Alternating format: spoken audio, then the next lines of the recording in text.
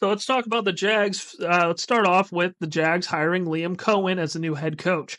I don't really want to dive too much in to the whole drama with Tampa Bay. I do think that's very funny. I think that's awesome that Jacksonville, for once, is on the other side of something like this.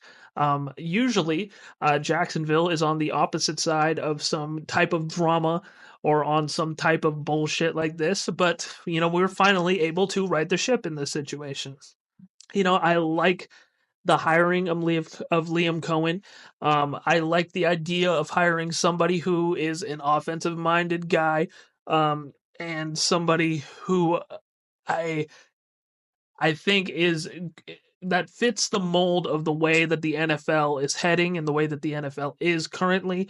We hired a lot of hacks recently, a lot of old school guys, a lot of names that Shad Khan probably saw one time and was like, "Oh fuck, hire that guy, hire Urban Meyer. He was good once, and well, he was good in college. Hire Doug Peterson. Philly. He's got a thing. He's got a statue. And then, and this time he hired Liam Cohen, and it's like, that was a real non-Shad Khan hire. That was a real against the grain hire, but it feels like it fits what the successful teams are doing. It fits what, is working currently in the NFL. And I'm really hoping that, it is something that is good for not only the Jags, but it is good for Trevor Lawrence's development, because I want to see Trevor Lawrence succeed. I want Trevor Lawrence to be the guy here. I want him to be the guy that brings us our Super Bowl. But we will see. I will say that this year really tested my patience with the Jags, and I was very, very irritated. Made me really mad at football as a whole. Didn't watch a whole lot of football this season. I will be honest with you.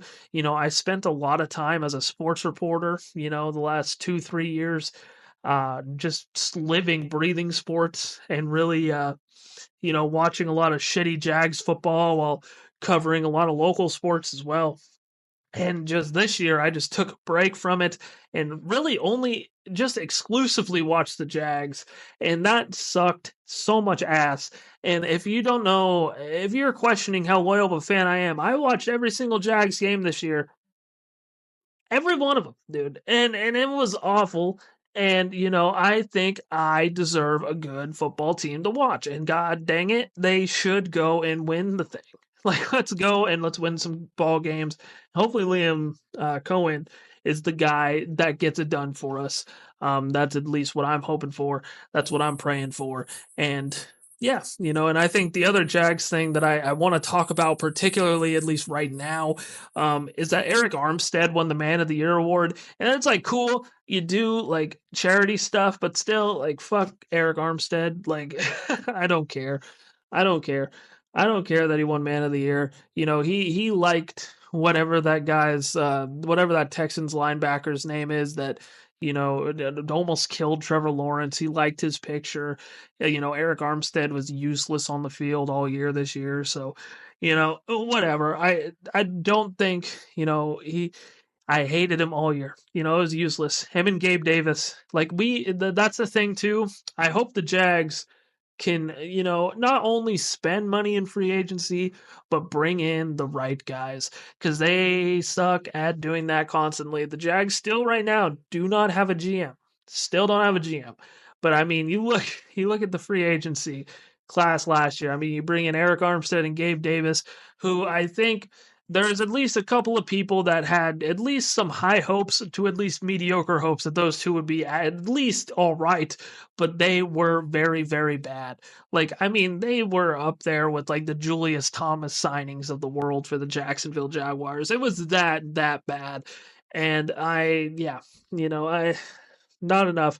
And the Jags need to do a better job of that this offseason with the new regime. And hopefully it's just a turning of a tide, a turning of the tide or whatever it is, with this organization, with the new coaching staff, and that we just build something completely different, something completely foreign, and that this is a team that now identifies as a winner instead of a loser.